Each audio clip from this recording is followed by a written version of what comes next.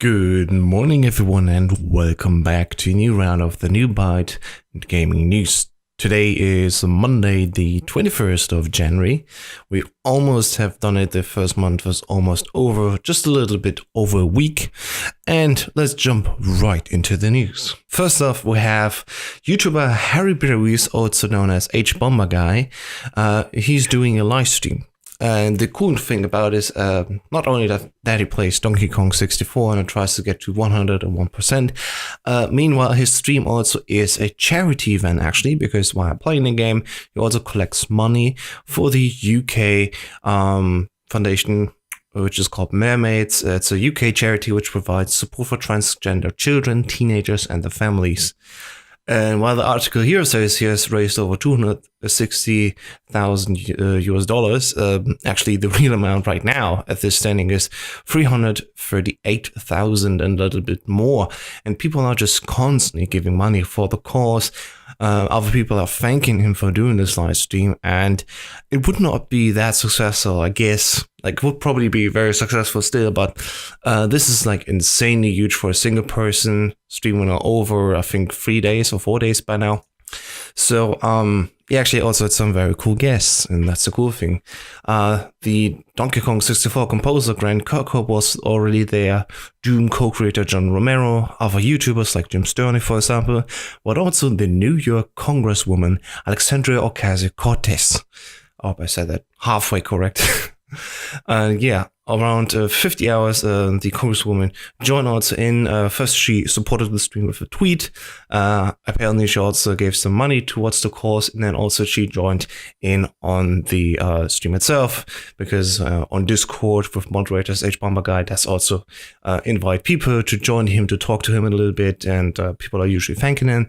But then there's also very interesting personalities like Alexandria Ocasio-Cortez coming in and having a little talk back and forth, and she also explained that she liked, for example, the Nintendo 64 console overall, Super Mario 64 and Pokemon Snap are her like most favorite games for that system, and throughout the whole thing it's just very interesting. And I hope that there will be like a collection of highlights and like a summary of it, because I missed certainly most of it over the weekend. I was seeing tweets here and there, and yeah, if you want to see him streaming live, the name is here, twitch.tv HBomberguy, probably still going on once this video has been uploaded. So yeah, if you want to join in on the fun, it's not hard to miss, you know, it's very easy to find him there. In other news, we have Assassin's Creed Odyssey DLC being a little bit troublesome, because while in the main game of Assassin's Creed Odyssey, you could pick if you wanted to be a male character or female character, and you could also choose from romance options, just like, you know, for example, from BioWare games, you know. So you could be heterosexual, homosexual, or even just not join the fun at all and be an asexual character. You could play the game the way you liked it, and that was actually really cool and very progressive to do. Now the DLC came around, A Legacy of the First Blade, Shadow Heritage, and that actually turned everything backwards, because towards the end of the story there was a decision made, and the characters actually joined in on the regular heterosexual bound, so they had a child. And the whole idea is to sort of continue the bloodline, because while they're assassins and it's about heritage, you can also think of, yeah, they have to sort of make children to further progress, you know. This is an Assassin's Creed story. It's basically children of children of children, like a long bloodline of people just giving on the traits towards the modern day.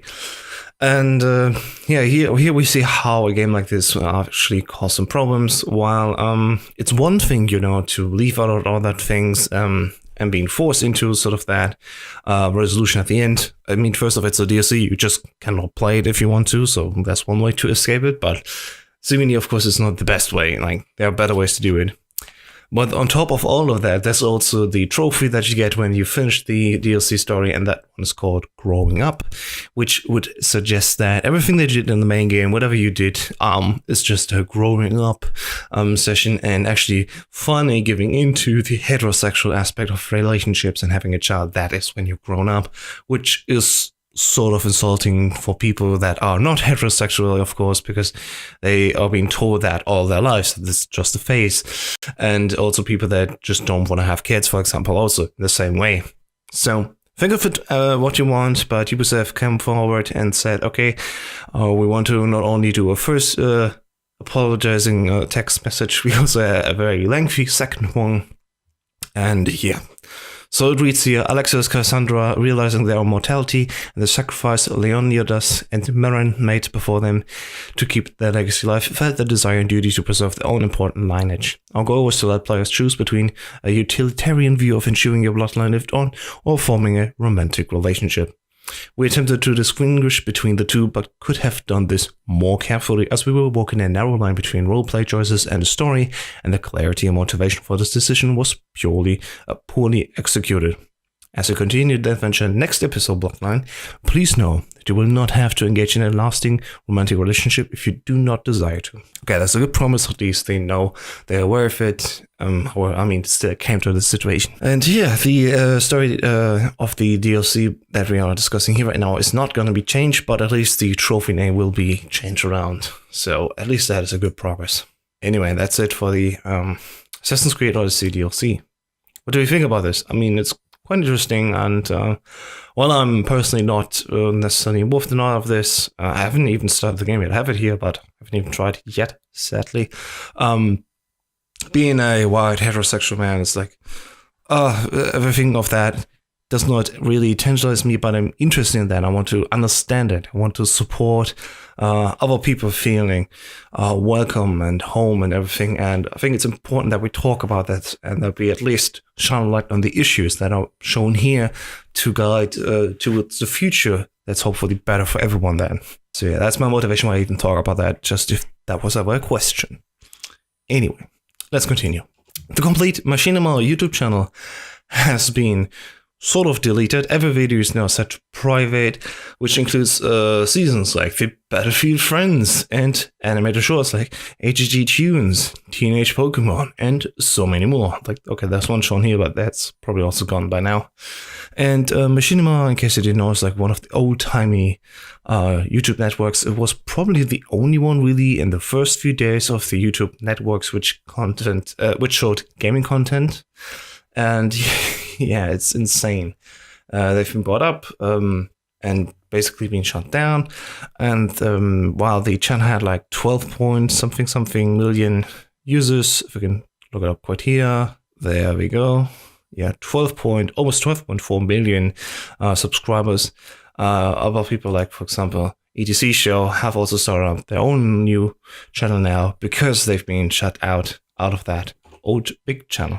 And the switch to privacy had happened due to a variety of reasons. But the main one is back in December 2018, AT&T moved Machinima under their Otto Media brand into a restructuring that also saw layoffs across Otto Media. Otto Media, again, is made up of other companies, including streaming services like Verve and Crunchyroll. In early January, shortly after restructuring, a long-time Machinima creators like Maximilian Dude were let go. Other creators were let go or sent letters informing they were being moved to Fullscreen, another media company founded in 2011, which was also owned and operated by Otto Media. So yeah, thanks AT&T. Thanks for that. What do you think about this story? Have you seen Machinima videos even? I personally like the Battlefield Friends, but I think they also have their own channel now and being viewed everywhere else. Like, it's a production, for example, that needs the money and the funding to go on because they can't sustain themselves, I think, yet. But I'm not sure anymore. I haven't seen them in a while. So there's that. Then next up we have short news. Battlefield confirmed that for the Jump Force open beta test, the next 2 sessions are cancelled and they're doing a rescheduling because they've seen so many problems with the online multiplayer in the first 2 sessions here that they need to do some testing and new development first before they can go into the next sessions to ensure that for the release of the game finally later than this year, we will see actually good first impressions, of course, for the public. And something interesting, I think Mortal Kombat 11 has a character who now can mess with the clock, which is quite interesting. There are 2 things that you can see here. One action is called Lost Time, the other one is called Spare Time, and you can see it in this little demo here.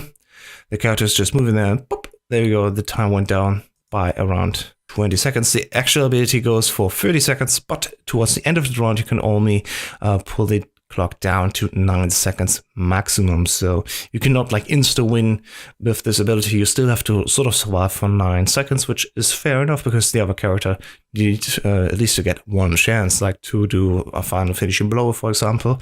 So it's not an instant win right away. But yeah, Garrus is the character. It's very interesting to see what other things Mortal Kombat 11 is doing. By now, we talked about it in the last video. We've already seen lots of the crazy fatalities, which are of course not shown in this video here. This is just a like child-friendly update. Hey kids, there is a character who can manipulate time. But yeah, Mortal Kombat 11 again. Interesting what they update with this game. Talking about updates, for the Xbox One, the PlayerUnknown's Battlegrounds game will also finally get the snow map, Vikendi, and the update will be released on January 22nd. There are also other things coming around. All the links here, though, are just very lengthy and in detail, so we'll just say, hey, look in the video description down below. You can find the whole article down below. Halo Master Chief Collection gets also a new modern aiming option, which is basically just that they are tweaking a little bit around with the controller acceleration with the sticks, and it smooths out the aim acceleration zones on your controller by using values that are more like Halo 2 Anniversary and Halo 4 than the older Halo games. This is now enabled by standard, but you can also turn it off again if you like the previous setting as well. And Soulja Boy is bringing an update, which is like the fun story of this show today. He talks about how Fortnite will be able to be played on one of his next consoles, and this whole Soulja Boy thing is so crazy to me. Like, just looking at it, I think, how can this just go on? But yeah, his first iteration of console had been pulled from the market already because Nintendo came around and saw like, hey, there's somebody selling mini consoles with their games on it, which only Nintendo has the license to distribute. And yeah, Soulja Boy definitely does not have the rights to that. And now he's also giving an interview, which is probably very shocking to many people, with at least a little bit of sanity to their mind. And he says like, oh yeah, of course, Fortnite will be able to be played. And Epic responded already to that and saying, actually, no, you can't play Fortnite on not allowed systems because of copyright protection and, of course, things that they did in the engine. So yeah, Soulja Boy just being another numbnut, claiming things that are definitely not true, just to market some of his own products. And yeah, it's just like crazy. No, please just don't read the article here. It's stupid. And that's it today for the news. Thank you so much for watching. I hope you liked it. I hope I will see you in the next video again. And have a nice day. Follow us on Twitter and Facebook under the NewByte handle. And of course, join our Discord if you want to. The link is thenewbyte.com/Discord. That's where you'll find our invitation link. It's very easy to get there. And we love to have a little chat with you if you want to. Have a nice day again and talk to you soon.